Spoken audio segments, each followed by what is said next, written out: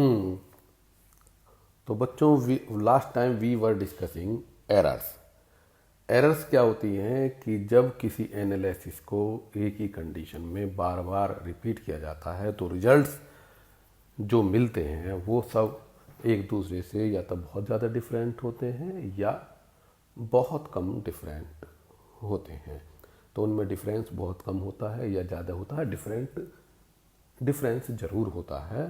तो हर रिजल्ट को हम इनएक्यूरेट कह सकते हैं और हर जो रिजल्ट्स है उसमें एरर कही जा सकती है। तो एरर क्या होती है? एरर्स होती है जो ऑब्जर्व वैल्यू है माइनस ट्रू वैल्यू यानी कि करेक्ट वैल्यू और ऑब्जर्व वैल्यू का डिफरेंस एरर्स कहलाता है। Last time we have discussed determinate error. Determinate error वो होती है जिसके मैग्नीट्यूड को हम डिटर्मिनेट कर सकते हैं, और डिटर्मिनेट कर सकते हैं तो हम अपना रिजल्ट करेक्ट कर सकते हैं। Now we are discussing indeterminate और एक्सीडेंटल एरर। इंडिटर्मिनेट जिसको हम डिटर्मिनेट नहीं कर सकते, जब डिटर्मिनेट नहीं कर सकते तो हम अपना रिजल्ट करेक्ट नहीं कर सकते, और ये एक्सीडेंट की वजह से होती हैं।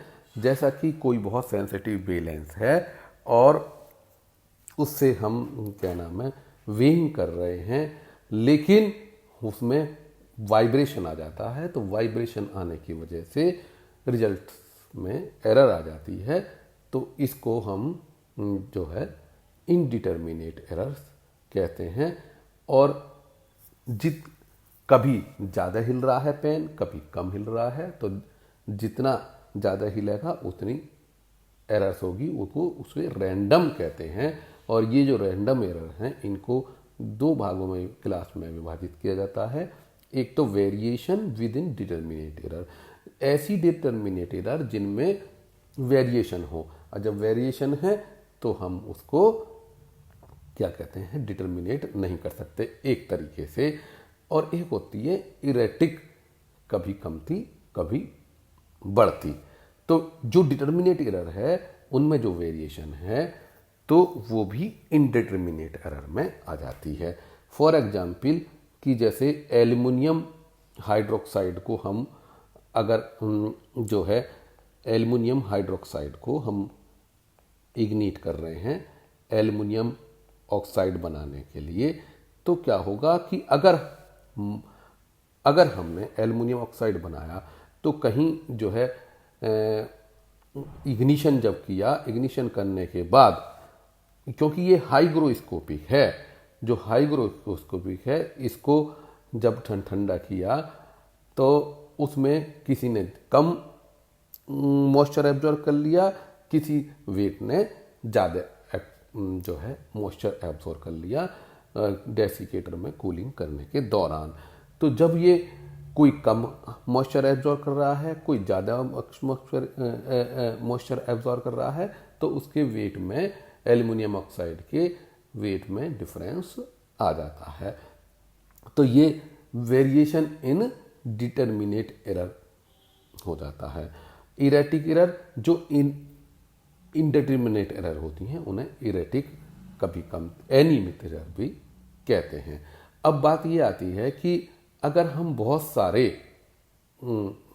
ऑब्जर्वेशंस लें, लार्ज नंबर ऑफ ऑब्जर्वेशन, और फिर जो है एक कर्व ड्रॉ करें बिटवीन मैग्नीट्यूड ऑफ एरर और फ्रीक्वेंसी ऑफ अकरेंस, उतनी मैग्नीट्यूड की एरर कितनी बार रिपीट होती है, उसके बीच अगर कर्व ड्रॉ करते हैं तो ये इस प्रकार का कर्व आता है। इसे normal curve, Gaussian curve, probability distribution curve कहते हैं। तो क्या है कि ये मैग्नीट्यूड ऑफ एरर है, ये जीरो यानी कि ऑब्जर्व वैल्यू यानी एरर जो है ऑब्जर्व वैल्यू और ट्रू वैल्यू का डिफरेंस जो है वो मैग्नीट्यूड ऑफ एरर कहलाता है। अगर जीरो है तो हम देख रहे थे यहाँ फ्रीक्वेंसी ऑफ अकरेंस, वो जो है अकरेंस की फ्रीक्वेंसी यानी कि इतनी एरर मैग्नीट्यूड वाले एरर कितनी बार रिपीट होते हैं। तो जीरो एरर वाले रिजल्ट बहुत ज़्यादा रिपीट होते हैं, ये देखिए इतना, ठीक। और इस कर्व को ये +1 एरर वाली रिजल्ट इतनी बार रिपीट होते हैं, ये -1 वाले एरर ज़्यादा इतनी बार रिपोर्ट होते हैं। तो यहाँ ऊपर जो है फ्रीक्वेंसी ऑफ अकरेंस है। तो ये देखते हैं कि ये -1 +1 के एरर्स वाले रिजल्ट, मैग्नीट्यूड वाले रिजल्ट सबसे ज़्यादा रिपीट होते हैं। दूसरी बात, जितने +1 वाले रिपीट होते हैं मैग्नीट्यूड वाले, उतने ही -1 वाले एरर वाले रिजल्ट रिपीट होते हैं। और जितनी अगर पीक नैरो है, जितनी नैरो है, इसका मतलब उसमें प्रीसीजन जो है रिजल्ट में ज़्यादा। प्रीसीजन क्या होता है कि कोई रिजल्ट जितनी बार ज़्यादा रिपीट होता है या कम डिफरेंस से रिपीट होता है, तो हमारे रिजल्ट में प्रीसीजन कहलाया जाता है। ये डिग्री ऑफ एग्रीमेंट होता है बिटवीन 2 और मोर रिजल्ट्स। जब कोई रिजल्ट किसी एनालिसिस में बहुत ज़्यादा रिपीट होता है या बहुत कम डिफरेंस से रिपीट होते हैं, तो उनमें प्रीसीजन कहा जाता है। ठीक, तो ये गॉसियन कर्व और ये जो नॉर्मल डिस्ट्रीब्यूशन कर्व या प्रोबेबिलिटी कर्व है, जिसमें magnitude of error and frequency of occurrence के बीच प्लॉट ड्रॉ किया जाता है। इसमें पाया जाता है कि कम एरर वाले रिजल्ट ज़्यादा रिपीट होते हैं मुकाबले ज़्यादा वाले। ये ज़्यादा वाले कितने, -4 और +4 मैग्नीट्यूड वाले कितने हैं, कुल इतने से हैं। यहाँ से ऊपर को बढ़ता है ना, ये कम संख्या में रिपीट होते हैं। दूसरी बात यह है कि कम एरर यानी +1 और -1 वाले एरर वाले रिजल्ट ज़्यादा रिपीट होते हैं। तीसरी बात, जितने +2 है या -2 रिजल्ट रिपीट होते हैं, उतने ही -2 वाले होते हैं। जितने +3 वाले रिपीट होते हैं, उतने -3 वाले होते हैं। तो इक्वल मैग्नीट्यूड वाले पॉजिटिव और नेगेटिव एरर वाले रिजल्ट बराबर रिपीट होते हैं। एक ग्रॉस एरर होती है तीसरे नंबर की, डिटर्मिनेट इनर डिटर्मिनेट के बाद ग्रॉस एरर। ग्रॉस एरर जो होती है due to carelessness of analyst होती है। जो एनालिस्ट है उसकी लापरवाही के कारण है। लापरवाही कैसी कि numerically incorrect conversion factor use कर लिया कैलकुलेशन में। दूसरा कि गलत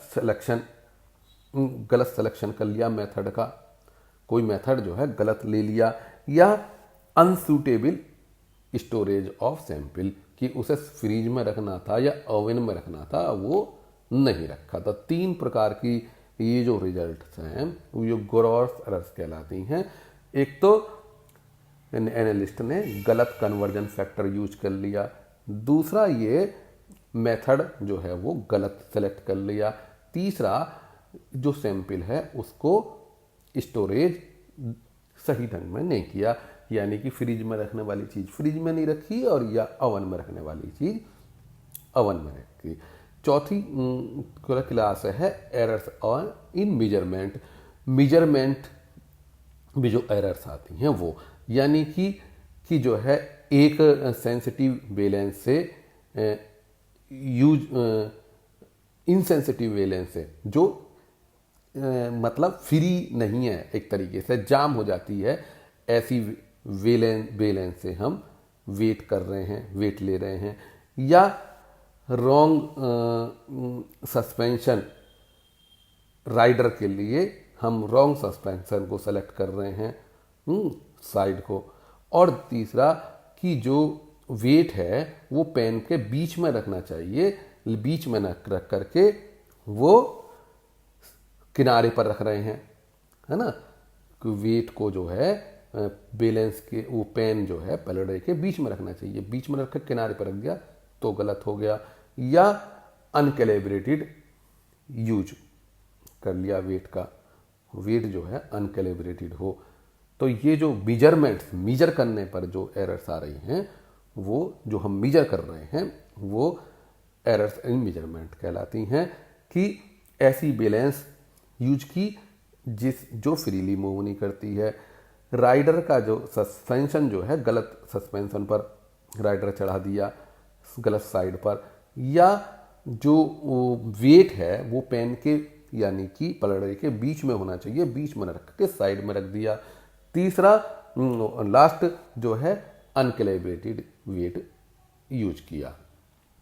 और एक चीज़ और है कि अगर हमने कि जो हमारा ऑब्जेक्ट है और बैलेंस का पेन है, इनके टेम्परेचर में अगर डिफरेंस है तो जो है हमारा वेट गलत आ जाएगा कि 1 डिग्री सेल्सियस का अगर डिफरेंस है तो 0.15 मिलीग्राम की एरर आ जाती है। ठीक है, तो ये मेजरमेंट में ही आता है कि जो है अगर टेम्परेचर ऑब्जेक्ट का जिसको हम तोल रहे हैं और बैलेंस के पेन का अगर 1 डिग्री सेल्सियस का डिफरेंस है तो उसमें 0.015 मिलीग्राम की एरर आ जाती है। और एक है ग्लासवेयर जो है हमने गलत लिया, यानी कि जो पीपेट है जो 20 ml का है, 20 ml वाला ना लेकर के 19 ml वाला ले लिया, तो वो जो है इस प्रकार ये एरर्स इन मेजरमेंट में कंसीडर होती हैं।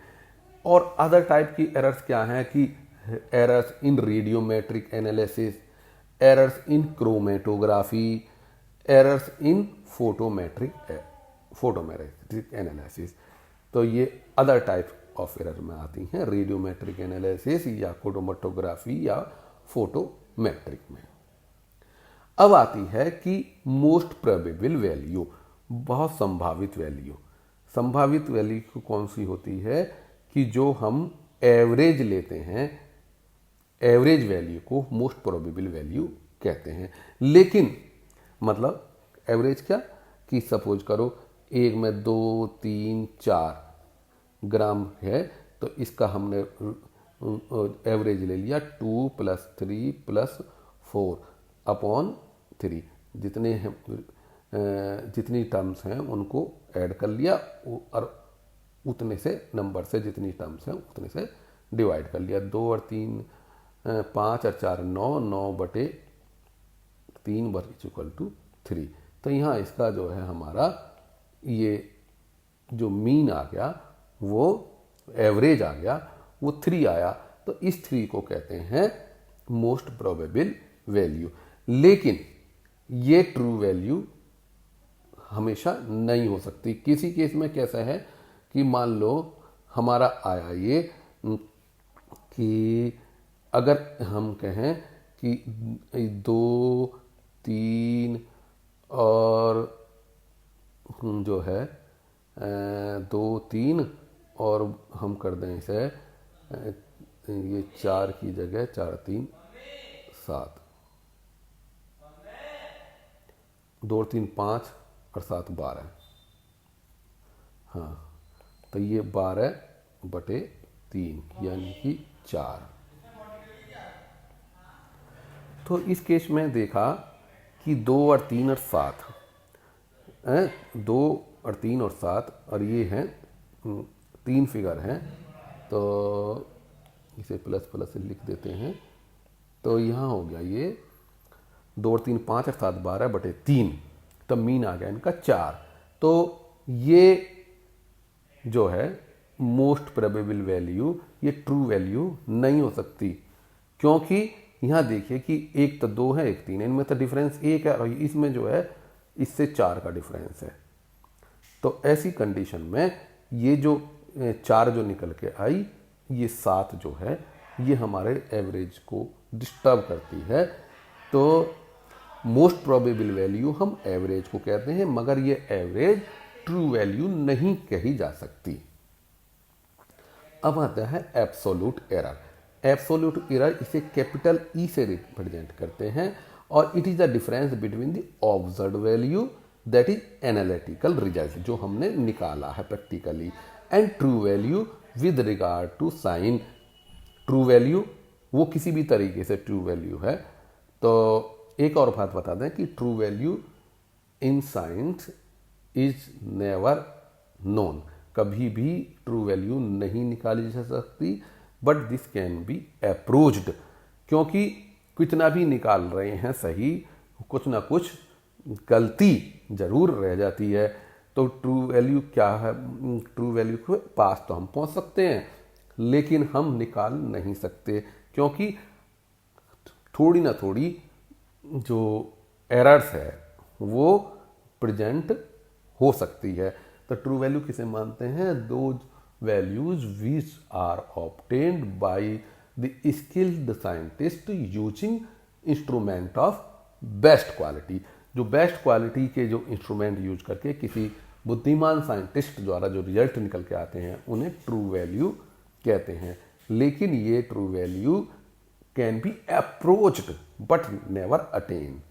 तो ट्रू ये एब्सोल्यूट एरर क्या होती है, E is equal to observe value minus true value है, और इसमें जो है साइन भी कंसीडर किया जाता है कि अगर ये ऑब्जर्व वैल्यू ज़्यादा है तो पॉजिटिव एरर, ऑब्जर्व वैल्यू कम है तो negative error. Now relative error. Relative error क्या है कि absolute error divided by T. Small e से इसे रिप्रेजेंट करते हैं, तो e small e is equal to capital E upon capital T, और ये कैपिटल ई एब्सोल्यूट वैल्यू क्या है, observe value minus true value divided by T. तो रिलेटिव जो है capital E by capital T और observe value minus true value upon true value. Percentage के लिए हम क्या करते हैं, ई बाई टी में 100 का मल्टीप्लिकेशन करते थे तो 100 पर इतने परसेंट एरर निकल आती है। इन पीपीटी पार्ट पर 1000, ई बाई टी को 1000 से मल्टीप्लाई कर देते हैं तो पीपीटी पार्ट पर 1000 एरर निकाले आती है। पीपीएम में क्या करते हैं, ई बाई टी को 10 की पावर 6 से मिलियन से मल्टीप्लाई कर देते हैं तो ये पार्ट पर मिलियन पीपीएम में निकल जाती है। तो ये है कि ए क्वेश्चन है, a serum sample containing 102 milliequivalent पर litre chloride was analysed by calorimetric titration with silver ion. तो सिल्वर आयन से इसे ट्राइटेट किया गया जो है क्लोराइड को, जो एक्चुअल वैल्यू है उसकी वो 102 मिली इक्विवेलेंट पर लीटर है। तो जो है ये तो ट्रू वैल्यू है। And duplicate results of 101 and 98 milliequivalent पर लीटर वर ऑब्टेन्ड। तो दो रिजल्ट्स लिए गए टाइटेशन में, एक में 101 निकल के आया और एक में 98 निकल के आया क्लोराइड। तो इसके calculate the mean value, the absolute error and the mean and relative error in percentage. तो क्या हुआ कि इसके जो मीन वैल्यू है, मीन क्या होगी इसकी 101 प्लस 98, 101 प्लस 98। अब क्योंकि 2 हैं तो ये 2 हो गया, तो 199 अपॉन 2, तो ये हो गया 2 पंजे 10, नहीं ये 2 नीम 18, 2 नीम 18 और 2 पंजे 10, 99.5 ये हमारी मीन वैल्यू यानी कि एक्स बार एक तरीके से कहेंगे हम निकल आई। तो ठीक, तो मीन वैल्यू तो हमारी ये निकल आई 99.5। Absolute error and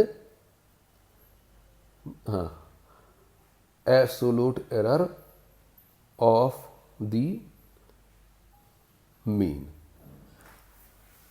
absolute error होती है, क्या होती है, ऑफ द मीन, मीन की एब्सोल्यूट एरर। ये जो है हमारा 101 ऑब्जर्व वैल्यू, वो ट्रू वैल्यू 102 है, 102 minus absolute error of the mean. Mean कितना आया हमारा 99.5, ये हमारी हो गई एरर, एब्सोल्यूट एरर। तो ये हो गया हमारा एक 2.5 निकल आई, ठीक। ये एब्सोल्यूट एरर निकल आई पॉजिटिव में। Observe value minus true value, sorry, ये हुआ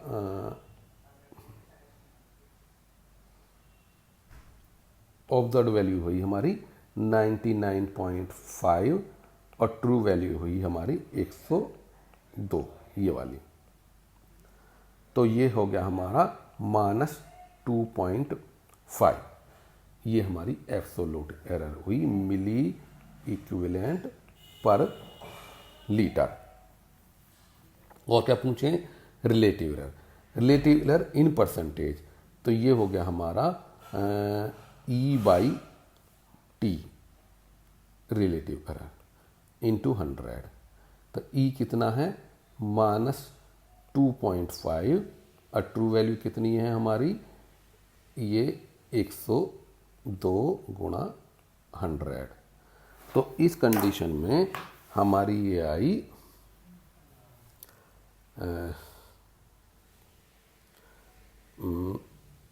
कितना है ये 2.5 इंटू 100/102, यानी 2.45% हमारी ये 2.45% हमारी ये रिलेटिव एरर निकल आई। तो क्या करा, तो इनका मीन निकाल लिया और ये ट्रू वैल्यू है, मीन इतना निकाल लिया, ट्रू वैल्यू इतनी है, और एब्सोल्यूट एरर हुई observe value minus true value. Observe जो हमारा प्रैक्टिकली निकाली माइनस ट्रू -2.5। तो ये माइनस भी इसमें कंसीडर होगा, ठीक। और ई जो है रिलेटिव एरर E/T होता।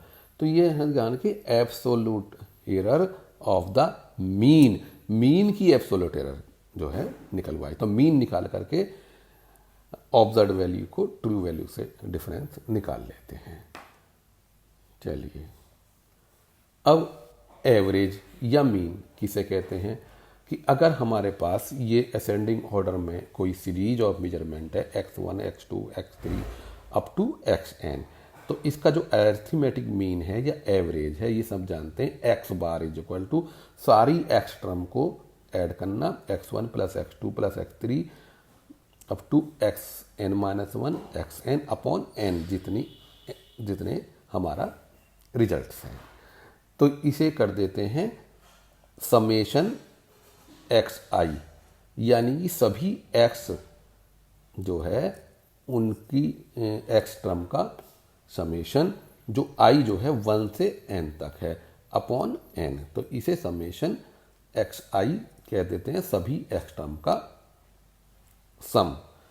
और i ये 1 2 3 वो जो है फर्स्ट सेकंड थर्ड इस रिजल्ट को रिप्रेजेंट करता है, जहां i 1 से n तक है, सारी x टर्म का सम डिवाइडेड बाय n।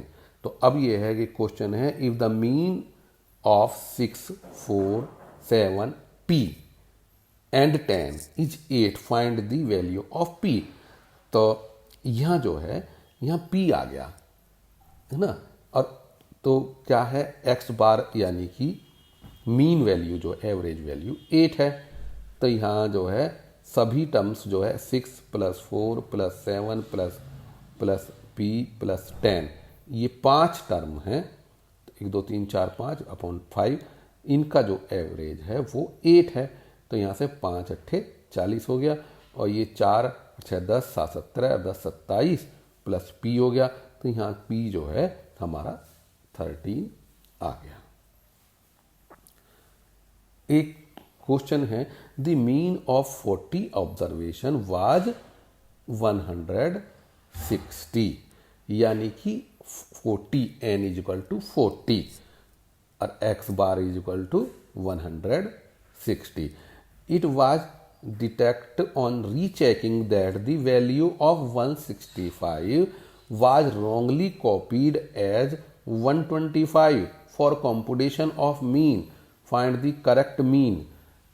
तो बात ये थी कि 40 number of observation n is equal to 5 है, और उनका mean X bar is equal to 160 है। तो लेकिन क्या हुआ कि जो हमारी जो वो थी 125 लिखी जानी थी वो 165 लिख दी गई। ठीक, तो 165 लिख दी। करेक्ट मीन क्या होगा इस कंडीशन में? क्या था कि n इज इक्वल टू 40 और x bar is equal to 160। x bar is equal to होता है समेशन एक्स आई, सभी x का टर्म अपॉन n। तो यहाँ x बार कितना निकल के आया था 160।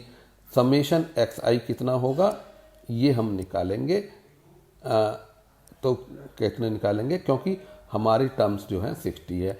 तो यहाँ ये समेशन एक्स आई जो इनकरेक्ट समेशन है एक तरीके से वो हो गया 4 चौक 16, 16 चौका 64, तो 6400 हो गया जो कि इनकरेक्ट है।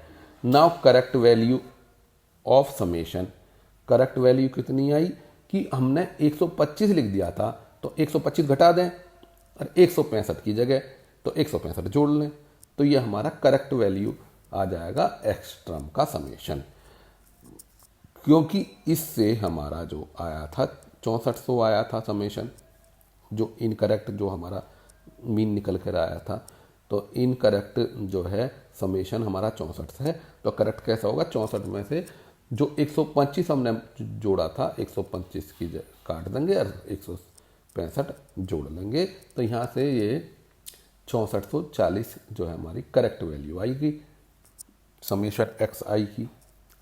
और हमारा जो समेशन एक्स आई के तो करेक्ट समेशन बटॉन एन, तो 40 हमारे एन है, तो इस कंडीशन में 161 हमारा जो है करेक्ट मीन निकल आया। अब जो है arithmetic mean of grouped data, arithmetic या डिस्क्रीट फ्रीक्वेंसी। ग्रुप डेटा की मतलब कि एक पर्टिकुलर रिजल्ट यानी x1 रिजल्ट f1 बार रिपीट होते हैं, x2 रिजल्ट f2 बार रिपीट होते हैं, xn रिजल्ट fn बार रिपीट होती हैं। ये डायरेक्ट मेथड है। तो क्या है कि मान लो कि हम कहें कि 5 फुट के 10 लड़के हैं, 5 फुट जो है वो x हो गया, ठीक, 5 फुट और 10 लड़के, ये फ्रीक्वेंसी हो गई। ये तो जो है तो उनका जो वो जो तो फ्रीक्वेंसी तो 10 हो गई क्योंकि 10 लड़के हैं वो, फ्रीक्वेंसी तो 10 हो गई है, और जो है 5 फुट जो है वैल्यू हो गई। तो जो है इसका मतलब ये है कि x1 वैल्यू की f1 फ्रीक्वेंसी, x2 वैल्यू की f2 फ्रीक्वेंसी और xn की f1 फ्रीक्वेंसी, मतलब कितनी बार रिपीट होते हैं। ये टोटल फ्रीक्वेंसी, टोटल जो है f1 plus f2 up to fn।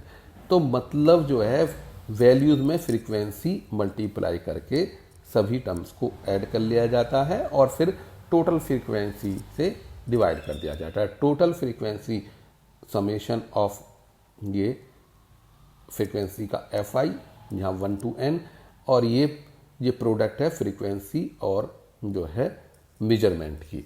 तो इनकी पहली फ्रीक्वेंसी पहली वैल्यू प्लस दूसरी फ्रीक्वेंसी दूसरी वैल्यू, सारी फ्रीक्वेंसी और वैल्यू की प्रोडक्ट जो है का sum summation F I x i is equal to summation F I x I upon n, क्योंकि सारी फ्रीक्वेंसी का सम जो है टोटल फ्रीक्वेंसी के बराबर होगा।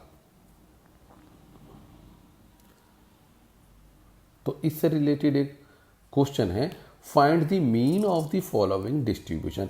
जो x वैल्यू है, x वैल्यू 4, 6, 9, 10, 15 है, इनकी फ्रीक्वेंसी 4 जो है 5 बार रिपीट होती है, 6 10 बार रिपीट होती है, 9 10 बार रिपीट होती है, 10 7 बार रिपीट होती है, 15 8 बार रिपीट होती है। तो इन्हें हम पहले हम सबको एक कॉलम में लिख लेते हैं। ये फ्रीक्वेंसी ये 4 6 9 10 15, 4 6 9 10 15, और फिर फ्रीक्वेंसी दूसरे कॉलम में लिखते हैं 5 10 10 7 8, 5 10 10 7 8। तो अब इनकी जो करस्पॉन्डिंग वैल्यूज और फ्रीक्वेंसी की प्रोडक्ट एफ आई एक्स आई, 4 पंजे 20, 10 छिंग 60, 9 धाई 90, 10 सत्ते 70 और 15 अट्ठे 120। ठीक, इनको जोड़ लेंगे 5 और 10 15, 10 25 और 7 32 और 8 40। तो टोटल जो फ्रीक्वेंसी जो है समेसन एफ आई 40 यानी कि n इजिकल टू 40। और इनका ये जो 2 और 6 8 और 9 17 और 7 24 और 2 26, 2 और 1 3 360 summation F I x I. तो यहाँ से X bar is equal to summation F I x I upon summation F I यानी कि n is equal to 360/40 is equal to 9। तो ये जो मीन है ग्रुप्ड डेटा से summation F I x I upon summation F यानी कि n से डिवाइड करके मीन निकल जाता है।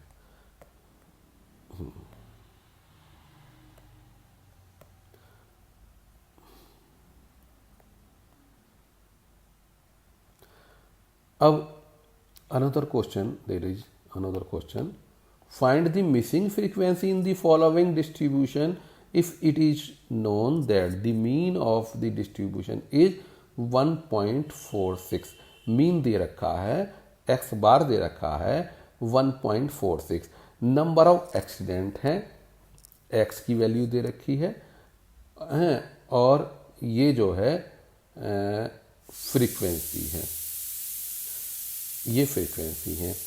0 वाली 46, 1 वाली पता नहीं है और 2 वाली पता नहीं है और जो है 3 वाली 25, 4 वाली 10 और 5 वाली 5। टोटल फ्रीक्वेंसी जो है वो 200 दी गई है। ये इनका सम जो है ये, ठीक। तो यहाँ इसी तरीके से कॉलम में लिख लेते हैं 0 1 2 3 4 5, 0 1 2 3 4 5 और ये फ्रीक्वेंसी, ये तो एक्स आई आ गया और ये फ्रीक्वेंसी 46 अननोन 46 अननोन 25 10 5 25 10 5। तो जो अननोन है मान लिया उसको एक पहली वाली F1 और दूसरी वाली F2। तो बात ये आई, तो summation x i f I x i कैसे का 0 × 46 0, 1 F1 F1, 2 F2 2 F2, 3 25 75, 4 10 40, 5 5 जा 25। अब क्या है कि यहाँ से फ्रीक्वेंसी का समेशन आया 40, ये जो है F1 + F2 तो आ ही गया 40 25 और 10 35 और 5 35 5 40 और 46 86 plus F1 + F2 n = summation F I, F frequency का सम जो कि n के बराबर होता है। ये आया 86 + F1 + F2। इसी प्रकार summation F I x i, summation x i का F1 + 2 F2, F1 + 2 F2 ऐसा लिख दिया और ये हो गया 75 और 25 100 और 40 140, ये आ गया। तो यहाँ से क्योंकि n जो है ये 200 हमें n टोटल फ्रीक्वेंसी दी गई है 200, तो यहाँ से ये 200 लिख दिया। 200 = 86 + F1 + F2। तो